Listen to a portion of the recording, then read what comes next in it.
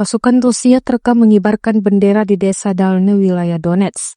Dengan dikibarkannya bendera, pertanda Rusia sukses menguasai wilayah tersebut. Rekamannya beredar di Telegram pada Jumat 22 November 2024. Dalam keterangan unggahan disebutkan, di Dalny, Donetsk diklaim di bawah kendali pasukan Rusia usai lama bertempur melawan tentara Ukraina.